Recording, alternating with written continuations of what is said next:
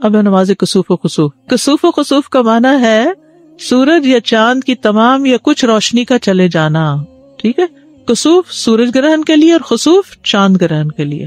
چاند گرہن کا سبب ظاہری کیا ہے کہ زمین چاند اور سورج کے درمیان حائل ہو جاتی ہے تو شیڈ سا آ جاتا ہے اس کے اوپر، سورج کے اوپر یا چاند کے.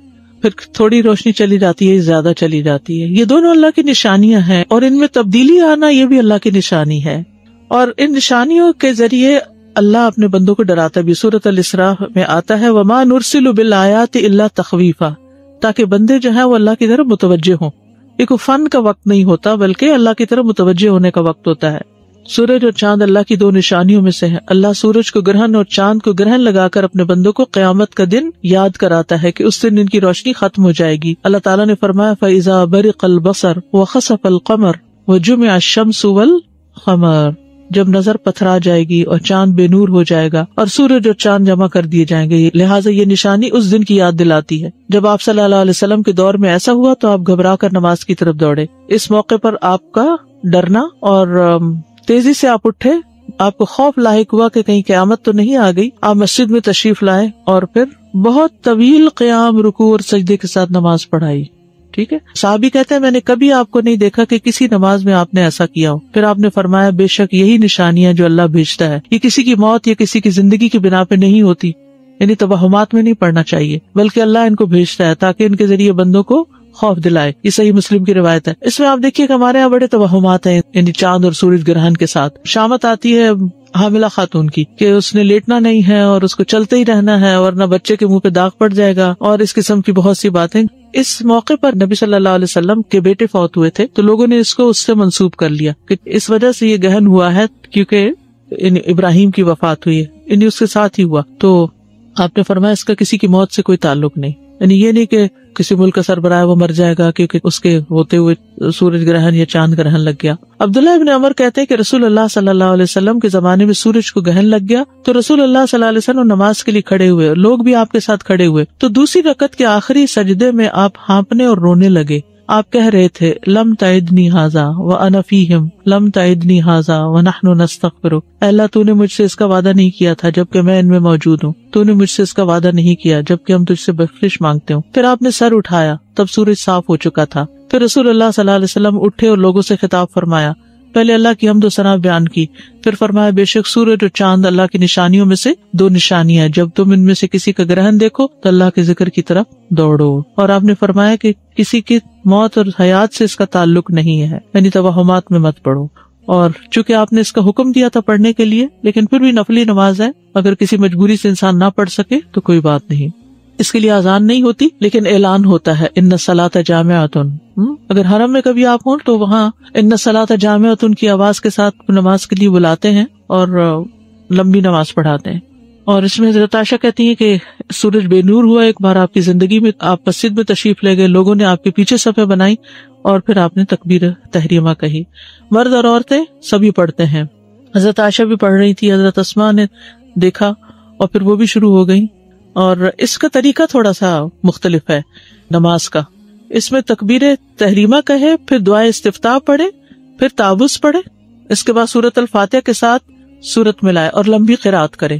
ثم یرکع رکوعا طویلا، پھر لمبا رکوع کرے، پھر رکوع سے سر اٹھا کر سمع اللہ لمن حمدہ ربنا ولک الحمد کہے، پھر دوبارہ سے سورۃ فاتحہ پڑھے. سجدے میں نہیں جانا ابھی، ٹھیک ہے.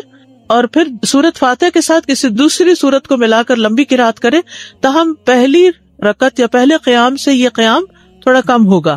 پھر دوسری مرتبہ لمبا رکوع کرے لیکن پہلے رکوع سے قدرے کم لمبا ہوگا. پھر رکوع سے سر اٹھائے، ٹھیک ہے، یعنی رکوع بھی تھوڑا لمبا لیکن پہلے رکوع سے کم. پھر رکوع سے سر اٹھائے، کافی دیر کھڑا رہے، سمع اللہ لمن حمدہ ربنا ولک الحمد پڑھے، پھر دو لمبے لمبے سجدے کرے. اسی طرح دونوں سجدوں کے درمیان بھی کافی دیر بیٹھے، یعنی جلسہ میں. اس میں کیا پڑھتے ہیں رب اغفر لی رب اغفر، اس کی تکرار کرتا رہے. پھر دوسری رکعت کے لیے کھڑا ہو اور بالکل پہلی رکعت کی طرح دوسری رکعت میں بھی دونوں رکوع وغیرہ ادا کرے. ٹھیک ہے، ہر رکعت میں 2 رکوع ہیں اور 2 سجدے ہیں، یعنی 2 رکعتیں بن جاتی ہیں ایک طرح سے. لیکن دوسری رکعت کا عمل پہلی رکعت کے اعمال سے قدرے کم ہوگا، یعنی طول اس کا. پھر اس کے بعد تشہد میں بیٹھے اور آخر میں سلام پھیر دے. 4 قیام، 4 رکوع اور 4 سجدے بھی ہیں. جہری قرات آپ نے بلند آواز سے قرات فرمائی تھی. اس میں پرمشقت قیام تھا. حضرت عائشہ کہتی ہے کہ رسول اللہ صلی اللہ علیہ وسلم کے زمانے میں سورج کو گرہن لگ گیا تو آپ نے بڑا پرمشقت قیام یعنی بہت دیر کھڑے رہے، لمبا قیام کیا. آپ کا قیام سورۃ البقرہ کی قرات کی طرح طویل تھا. ہم تو پوچھتے ہفتے میں سورۃ بقرہ پڑھ لیں. اسماء بنت ابی بکر سے روایت، انہوں نے کہا کہ ایک دن نبی صلی اللہ علیہ وسلم تیزی سے لپک کر گئے. کہا ان کی مراد اس دن سے تھی جس دن سورج گرہن لگا ہوا تھا. تو جلدی میں آپ نے قمیص اٹھا لی، حتیٰ کہ آپ کو چادر لا کر دی گئی تو آپ نے لوگوں کو امامت کراتے ہوئے انتہائی طویل قیام کیا. اگر کوئی ایسا انسان آتا جس کو یہ پتا نہ ہوتا کہ آپ قیام کے بعد رکوع کر چکے ہیں تو اس قیام کی لمبائی پر وہ کبھی نہ کہہ سکتا کہ آپ ایک دفعہ رکوع کر چکے ہیں. طویل رکوع اور سجود. پھر نماز کے بعد خطبہ دینا. گرہن لگنے پر کرنے کے کام کیا ہے؟ ذکر، دعا اور استغفار کی طرف لپکنا، کثرت سے استغفار کرنا، تسبیح، تحمید اور تہلیل کہنا، عذاب قبر سے پناہ مانگنا. آپ نے جب طویل قیام کیا تو فراغت کے بعد جو کچھ اللہ نے چاہا اسے بیان کیا اور پھر لوگوں کو حکم دیا کہ وہ عذاب قبر سے پناہ مانگے. صدقہ کرنا. سنن نبی داؤد کی روایت میں آتا ہے کہ جب تم یہ کیفیت دیکھو تو دعا کیا کرو، تکبیر بیان کرو اور صدقہ کیا کرو. غلام آزاد کرنا. اسماء رضی اللہ عنہ کہتی ہیں کہ نبی صلی اللہ علیہ وسلم نماز کسوف کے موقع پر غلام آزاد کرنے کا حکم دیا کرتے تھے. تو کسوف کی نماز دن میں ہوگی اور چاند گرہن کی رات میں ہوگی. حضرت جابر سے روایت ہے، فرمایا میں نے حضور صلی اللہ علیہ وسلم کو یہ فرماتے ہوئے سنا، بے شک آدمی اور کفر اور شرک کے درمیان فرق نماز ہی پیدا کرتی ہے. یعنی انسان کے اور کفر کے درمیان جو چیز حائل ہے وہ نماز ہے. اگر انسان اس حائل شدہ چیز کو ہٹا دے تو پھر اس کے دوسری طرف جانے میں دیر نہیں لگتی. حضرت بریدہ رضی اللہ تعالی عنہ سے مروی ہے کہ حضور صلی اللہ علیہ وسلم نے فرمایا، ہمارے اور ان منافقوں کے درمیان عہد نماز کا ہے، پس جس نے نماز کو چھوڑ دیا وہ کافر ہو گیا. اس کو ترمذی نے روایت کیا ہے. اگلی حدیث حضرت شقیق بن عبداللہ تابعی سے ہے، جن کی جلالت شان پر سب لوگوں کا اتفاق ہے. انہوں نے فرمایا، حضور صلی اللہ علیہ وسلم کے صحابہ کرام نماز کے سوا کسی عمل کے متعلق یہ نہیں سمجھتے تھے کہ اس کا ترک کرنا کفر ہے، لیکن نماز کا چھوڑنا وہ کفر سے ملاتے تھے، اور شاید اسی چیز کی بنیاد پر یہ فتویٰ دیا گیا ہو. حضرت ابو ہریرہ رضی اللہ تعالیٰ عنہ سے مروی ہے، فرماتے ہیں کہ حضور صلی اللہ علیہ وسلم نے فرمایا، قیامت کے دن بندے کے اعمال میں سے سب سے پہلے نماز کا حساب ہوگا. اگر اس کی نماز صحیح نکلی تو وہ کامیاب و کامران ہو گیا، اور اگر اس کی نماز خراب نکلی تو وہ ناکام و نامراد ہو گیا. اور اگر اس کے فرائض میں کچھ کمی ہوئی تو اللہ تعالیٰ ارشاد فرمائے گا، دیکھو میرے بندے کی کچھ نفلی عبادت بھی ہے کہ اس سے اس کے فرائض کی کمی کو پورا کیا جائے. پھر تمام اعمال کا یہی حال ہوگا. یعنی پہلے درجے پر کیا ہے کہ سب سے پہلا انڈیویجولی جو ہر ایک سے سوال ہوگا اس کے اعمال کے، انسان کے، تو نمازوں کا ہوگا، اور نمازوں میں سے بھی فرض نماز کا. اور یہ جو سنت اور نفل ہم پڑھتے ہیں یہ انہی نمازوں کی کمی کو پورا کرنے کے لیے کہ مثلاً ان میں کوئی چھٹ گئی یا کوئی بھول گئی یا پاکی کی وہ مقدار نہ تھی مطلوبہ، تو یہ جو ہم نفل وغیرہ پڑھتے ہیں تو اس سے اس کو پورا کیا جائے گا. لیکن اگر انسان مسلسل نفل ہی چھوڑ دے، مسلسل سنتوں کو ترک کر دے اور خالی فرض پر رہے تو آپ دیکھیں کہ پھر فرض اور اس کے اوپر کوئی پروٹیکشن نہیں رہے گی. سنت اور نفل دراصل اس نماز کو ایک طرح سے پروٹیکٹ کر دیتے ہیں.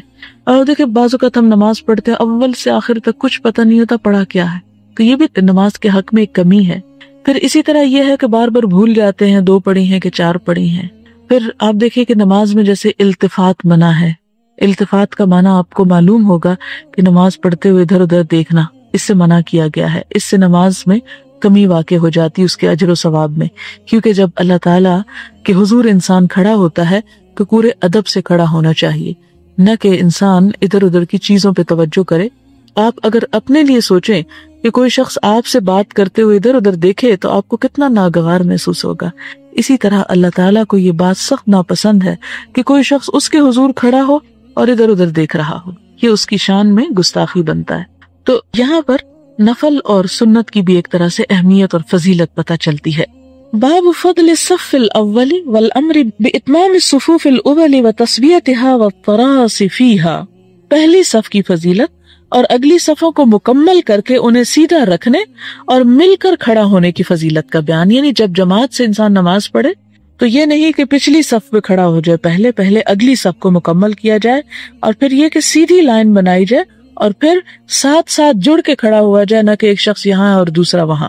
حضرت جابر بن سمرہ رضی اللہ تعالیٰ عنہما سے مروی ہے، فرمایا حضور صلی اللہ علیہ وسلم ہمارے پاس تشریف لائے اور فرمایا کیا تم اس طرح صفے نہیں بناتے جس طرح فرشتے اپنے رب کے حضور صفے بناتے ہیں؟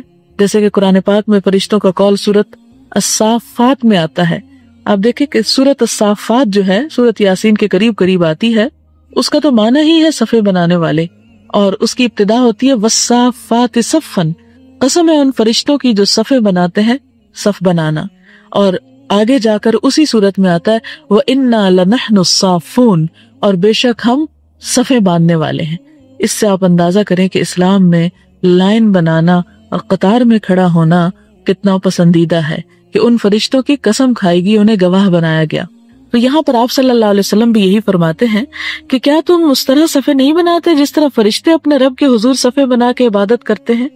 ہم نے عرض کی یا رسول اللہ صلی اللہ علیہ وسلم، فرشتے اپنے رب کے حضور کس طرح صفے بناتے ہیں، یعنی فرشتوں کی صف کیسی ہوتی ہے؟ فرمایا اگلی صفوں کو مکمل کرتے ہیں اور صف میں ایک دوسرے سے مل کر کھڑے ہوتے ہیں. حضرت ابو ہریرہ رضی اللہ تعالیٰ عنہ سے مروی ہے کہ حضور صلی اللہ علیہ وسلم نے فرمایا اگر لوگوں کو معلوم ہو کہ آذان اور پہلی صف میں کتنا ثواب ہے تو ان کو ان اعمال کے لیے قرہ اندازی بھی کرنا پڑے تو کریں. یعنی یہاں پر آذان کی بات کی گئی تو دو باتیں پتہ چلتی ہیں. نمبر ایک، آذان دینا یعنی دینے میں کتنا اجر اور ثواب ہے، اور نمبر دو یہ کہ آذان سنتے وقت اس کے جواب دینے میں کتنا اجر و ثواب ہے. اگر لوگوں کو یہ پتہ چل جائے اور پہلی صف میں کھڑے ہونے کا اجر پتہ چل جائے تو وہ ایک دوسرے سے بازی لے جانے کے لیے اتنی جلدی پہنچے کہ سب جیسے کٹھے پہنچ جائیں تو پھر انہیں قرہ اندازی کر کے آگے پیچھے کھڑا ہونا پڑے، اس کے علاوہ کوئی راضی نہ ہو پیچھے جانے پہ. حضرت ابو ہریرہ رضی اللہ تعالی عنہ سے مروی ہے، فرماتے ہیں کہ حضور صلی اللہ علیہ وسلم نے فرمایا مردوں کی صفوں میں سے بہترین صف پہلی صف ہے اور سب سے بری صف آخری صف ہے، اور عورتوں کی صفوں میں سے بہترین صف آخری صف ہے اور سب سے بری صف پہلی صف ہے. اور یہ اس صورت میں جب کہ مردوں کے پیچھے نماز پڑھی جا رہی، کیونکہ آپ جانتے ہیں کہ مسجد نبوی میں جب مرد اور عورتیں نماز پڑھتے تو اس کے بیچ میں کوئی دیوار یا کوئی کرٹن یا کوئی کنات یا تمبو نہیں لگے ہوتے تھے. وہ سب سے آگے مرد کھڑے ہوتے، اس کے پیچھے بچے ہوتے اور اس کے پیچھے ڈائریکٹلی عورتیں کھڑی ہوتی تھی. اب ایسی صورت میں جو صف مردوں سے قریب تر ہے وہ نماز میں اس طرح کنسنٹریشن اس میں شاید نہیں ہو سکتی، اس لیے اس کو ناپسندیدہ قرار دیا گیا. لیکن اگر عورتوں کی الگ جماعت ہے تو اس کا وہی حکم ہے جیسے مردوں کا حکم ہے کہ وہ پہلے پہلی صفوں کو مکمل کریں، اگلی صفوں کو، اور پھر اس کے بعد پیچھے جائیں. حضرت ابو سعید خدری رضی اللہ تعالیٰ عنہ سے مروی ہے کہ حضور صلی اللہ علیہ وسلم نے اپنے صحابہ کرام میں پیچھے رہنے کا رجحان دیکھا تو ان سے فرمایا آگے بڑھو اور میرے پیچھے کھڑے ہو جاؤ، اور جو بعد میں آئے وہ تمہارے پیچھے کھڑا ہو. ایک گروہ مسلسل پیچھے رہتا ہے حتیٰ کہ اللہ تعالیٰ انہیں پیچھے کر دیتا ہے. یہ ہے تاخیر کا گناہ کہ نیک کام میں پیچھے نہیں رہنا چاہیے، نیک کام میں سب سے آگے رہنا چاہیے. یہاں پر بات ہو رہی ہے نماز کی. ہمارے ہاں عموماً نماز میں بھی ہم لیٹ پڑھتے ہیں، اور اگر اکٹھا پڑھنا ہو تو کہتے ہیں اچھا ابھی تو وہ کھڑے ہی ہو رہے ہیں، اتنے میں میں ذرا وضو کر کے آ رہا ہوں، اور جب وہ آخری رکعت میں ہو تو انسان کے میں شامل ہو گیا ساتھ. یہ اسی طرح دین کی مجلس ہے. اب بعض لوگ یہاں مجھے بہت افسوس سے کہنا پڑتا ہے کہ اس وقت پہنچتے ہیں جب درس شروع ہو چکا ہوتا ہے. تو یہ بھی عموماً انسان کی سستی کی عادت بن جاتی، اور انسان پیچھے ہوتا ہوتا اسے ایسی عادت پڑتی ہے پیچھے رہنے کی، یہاں تک کہ اللہ تعالیٰ بھی ان کو پیچھے کر دیتا ہے. کس چیز میں پیچھے؟ کسی بھی چیز میں پیچھے. اب آپ خود سوچے، اجر میں پیچھے، یا رحمت میں پیچھے، یا مغفرت میں پیچھے، یا اپنے سے دور کر دے. جیسے مقربین جو ہیں، آپ کو معلوم ہے کہ قرآن پاک میں سورۃ الواقعہ اگر آپ پڑھیں تو اس میں 3 گروہوں کا ذکر ملتا ہے. ایک سابقین جن کو دوسری جگہ مقربین بھی کہا گیا، دوسرا اصحاب الیمین، اور تیسرا اصحاب الشمال. تو مقربین جو ہیں وہ کس طرح مقربین بنتے؟ جو سب سے پہلے پہنچ جائے اور قریب ہو جائے.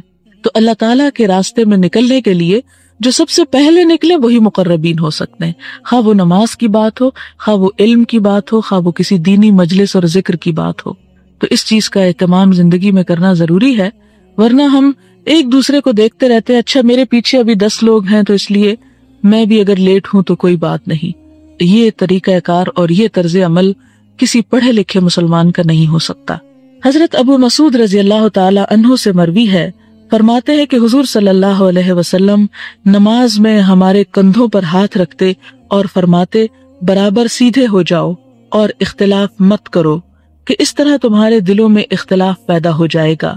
تم میں سے جو لوگ صاحب عقل اور بصیرت ہیں وہ میرے نزدیک کھڑے ہوں، اور پھر جو ان سے قریب ہیں، اور پھر جو ان سے قریب ہیں۔ اس سے کیا پتہ چلتا ہے کہ اگلی صفوں میں وہ لوگ ہونے چاہیے کہ جو صاحب بصیرت اور مؤدب اور بزرگ ہوں، کیونکہ ان کی نماز میں کنسنٹریشن جو ہے وہ زیادہ ہوتی ہے بنسبت کھلنڈرے نوجوانوں کے یا بچوں کے، لہٰذا صف میں اگلی صف میں بچوں کو کھڑا کرنے سے منع کیا گیا ہے، یا ایسے لوگوں کو کھڑا کرنے سے منع کیا گیا ہے جن کی نماز میں کوئی توجہ نہ ہو، کیونکہ اس سے امام بھی بھول سکتا ہے نماز پڑھنے والوں کی، اور سنجیدہ نماز پڑھنے والوں کی نماز پر بھی اثر پڑتا ہے۔ اسی طرح باقی حضور صلی اللہ علیہ وسلم کی جو علمی مجلس ہوتی تھی صحابہ کرام کے درمیان، تو اس میں بھی آپ کے قریب ترین وہ لوگ ہوتے تھے جو نہایت سمجھدار اور ویسے بھی زندگی کے عام معاملات میں آپ کے قریب ہوتے تھے۔ یہاں تک کہا جاتا ہے کہ حضرت عمر رضی اللہ تعالیٰ عنہ، حضرت ابوبکر، حضرت علی رضی اللہ تعالیٰ عنہ، ان لوگوں کی جگہ مقرر ہوتی تھی، اور ہوتا یہ تھا کہ جب علم و فضل والا شخص آتا اس کو آپ صلی اللہ علیہ وسلم قریب بٹھاتے اور باقی لوگ پیچھے چلتے چلے جاتے، حتیٰ کہ ایک موقع ایسا آیا کہ قریش کے سرداروں کو شکایت پیدا ہوئی کہ ہمیں آہستہ آہستہ آہستہ سب کے پیچھے کر دیا جاتا ہے۔ اس موقع پہ یہ انہیں بتایا گیا کہ تم وہ لوگ ہو کہ جب تمہیں حق کی طرف بلایا گیا تو تم نے اسے قبول نہ کیا، دوسرے لوگ قبول کر کے آگے بڑھ گئے، تم نے تاخیر کی، حتیٰ کہ اللہ تعالیٰ نے تمہیں سب سے پیچھے کر دیا۔ حالانکہ وہ حسب نسب کے اعتبار سے، خانہ کعبہ کی تولیت کے اعتبار سے، مال و دولت کے اعتبار سے غریب درجے کے مسلمانوں سے بہت آگے تھے، لیکن ایمان نے اور عمل صالح نے غریب لوگوں کو آگے بڑھا دیا اور انہیں پیچھے کر دیا۔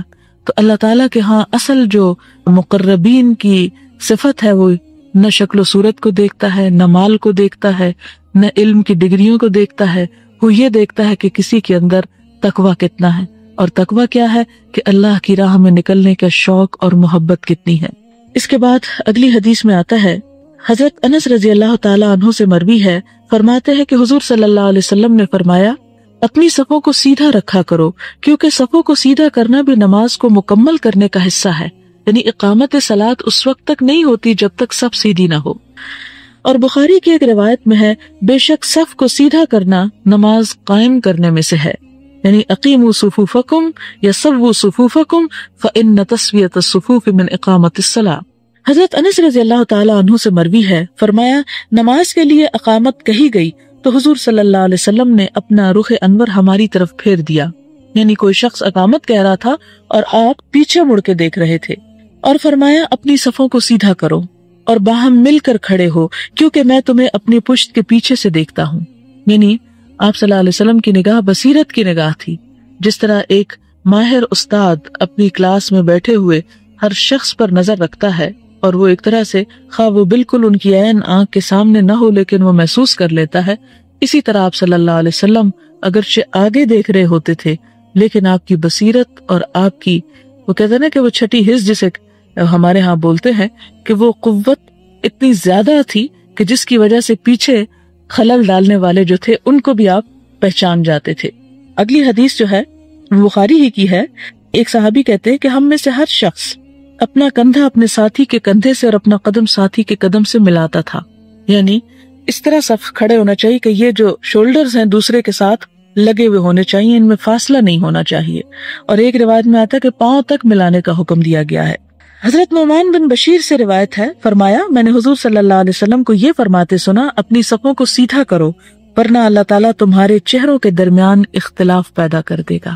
اب تمہارے چہروں کے درمیان یعنی اس کے کئی مفہوم ہو سکتے ہیں۔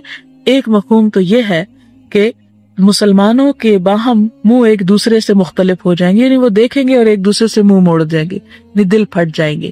اور دوسرا معنی کیا ہے کہ تمہارے چہرے بگڑ کر رہ جائیں گے، کیونکہ انسان کی جو بھی نیکی بدی ہوتی ہے اس کا اظہار اس کے چہرے پر آنے لگتا ہے۔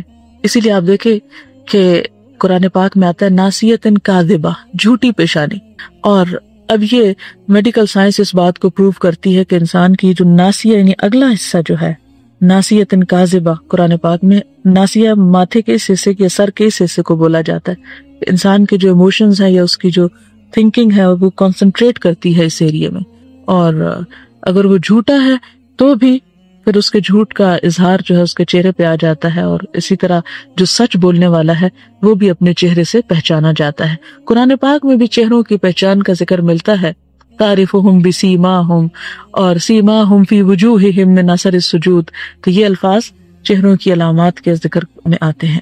اور مسلم کی ایک اور روایت میں ہے، حضور صلی اللہ علیہ وسلم ہماری صفوں کو سیدھا کرتے تھے، حتیٰ کہ وہ اس قدر سیدھی ہو جاتی کہ ان کی مدد سے تیر سیدھے کیے جا سکتے تھے، یہاں تک کہ آپ نے خیال فرمایا کہ ہم اس حکم کو سمجھ گئے، یعنی اتنا عرصہ آپ کو لگا اور بار بار سیدھا کرانا پڑا، آپ نے سمجھا کہ اب بات درست ہو گئی۔ پھر ایک دن آپ باہر تشریف لائے، آپ کھڑے ہوئے تکبیر کہنے والے تھے کہ آپ نے ایک آدمی کو دیکھا کہ اس نے اپنا سینہ سب سے آگے نکالا ہوا تھا۔ آپ نے فرمایا، اے اللہ کے بندو، اپنی صفوں کو سیدھا رکھا کرو، ورنہ اللہ تعالیٰ تمہارے چہروں کے درمیان اختلاف پیدا کر دے گا، یعنی تمہیں باہم ایک دوسرے سے جدا کر دے گا۔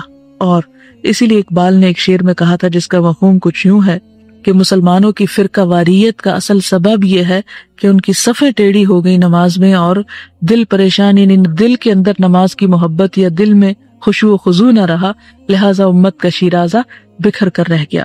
آپ دیکھیے کہ نماز یہ جو 5 وقتی ہے، یہ دراصل ہے ہی اس لیے کہ امت کو ایک جگہ اکٹھا کیا جائے، ایک پلیٹ فارم پہ جمع کیا جائے، اور انہیں 5 وقت اللہ تعالیٰ کے سامنے ان کے دل، دماغ، ضمیر کو حاضر کیا جائے کہ وہ اپنے نفع نقصان کو سوچیں۔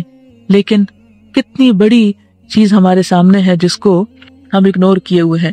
حالانکہ نماز کا سین ہی اتنا زبردست سین ہے جو غیر مسلموں کو مسلمان بنا دینے کے لیے کافی ہے، یعنی عمل ہی اتنا زبردست ہے ایک نماز کا پورا ایکشن۔ اس سلسلے میں آپ کو ایک اور بات میں بتاتی چلوں کہ میں نے ایک کوٹیشن پڑھی ہے انٹرنیٹ کی، اس میں اسلام کے بارے میں جو کچھ کہا گیا ہے اس میں یہ ہے کہ اللہ تعالیٰ کی جو ڈسکرپشن اس میں بیان کی گئی ہے وہ اتنی ہیبت ناک ہے، اور مسلمانوں کا جو اسلام کو اتنا مسخ کر کے پیش کیا گیا ہے۔ وہ انگریزی میں کوٹیشن ہے جس کا مطلب کچھ یوں بنتا ہے کہ اللہ جو ہے وہ مسلمانوں کا رب ہے، اس نے اللات ایک، یعنی جیسے قرآن میں وہ لات والعزی آتا ہے، لات اس کی بیوی ہے جس کو اس نے پسند کیا اور اس کو اپنے لیے مخصوص کیا، اور پھر اسی طرح ان کا پروفٹ جو ہے محمد صلی اللہ علیہ وسلم، آپ صلی اللہ علیہ وسلم کے بارے میں اتنی یعنی ابیوسو لینگویج ہے کہ میں اس کو اپنی زبان پہ نہیں لا سکتی، آپ پڑھیں تو دل کھول کے رہ جائیں۔ اب دیکھیں کہ یہ ایک اور یلغار ہے جو مسلمانوں پر اس ذریعے سے کی جا رہی ہے، لیکن ہم میں سے کتنے لوگ ہیں جو اس کے مقابلے یا اس کا جواب دینے کے لیے کسی سطح پر تیار ہوں؟ ہے کوئی جو دفاع کرے؟ اس دور میں تو اللہ کے رسول صلی اللہ علیہ وسلم کے بارے میں کوئی جرت نہیں کر سکتا تھا، حالانکہ وہ شعر و شاعری کا دور تھا، اور اگر کوئی حجو کرتا تو کئی ایک جواب دینے کے لیے تیار ہوتے۔ حضرت حسان بن ثابت جس طرح جواب دیتے تو آپ صلی اللہ علیہ وسلم فرماتے کہ تمہارے یہ شعر اے حسان ان کے اوپر تیروں سے زیادہ سخت ہیں، کیونکہ اس دور کا جو میڈیا تھا وہ شعر و شاعری تھی، اور پروپیگنڈا جو تھا شعروں کے ذریعے ہوتا اور بڑا افیکٹو ہوتا تھا۔ اور آج کا میڈیا جو ہے وہ کیا کچھ کر رہا ہے، ہم تو بے خبر سوتے ہیں، ہم تو یہ بھی نہیں دیکھتے کہ اس میں آ کیا رہا ہے، کہا کیا جا رہا ہے، یا اسے کس طرح دفاع کیا جا سکتا ہے۔ ہمیں تو اپنے آرام سے ہی فرصت نہیں ہے۔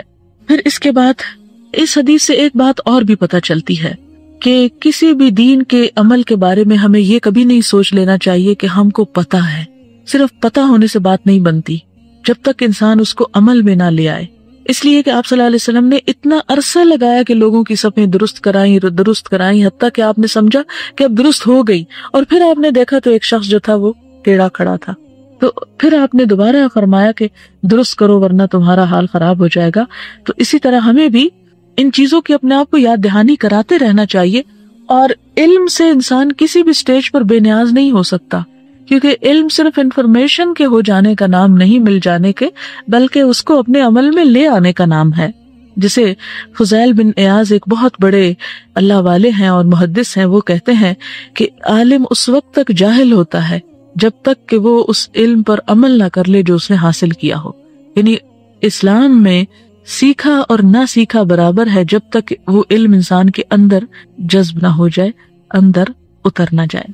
اور آپ دیکھیں کہ بعض اوقات اللہ تعالیٰ انسان کو اپنی رحمت سے دیتے ہیں، اور جب انسان رحمت سے اس کی طرف نہیں آتا تو بعض اوقات اللہ تعالیٰ انسان کو بالکل جیسے ایک زمین سوکھی ہوتی ہے نا، پیاسی زمین، اس طرح اس کو پیاسا کر دیتے ہیں تاکہ پیاسی زمین پر جب وہ قطرہ بھی پڑتا ہے تو اسے اپنے اندر جذب کر لیتی ہے.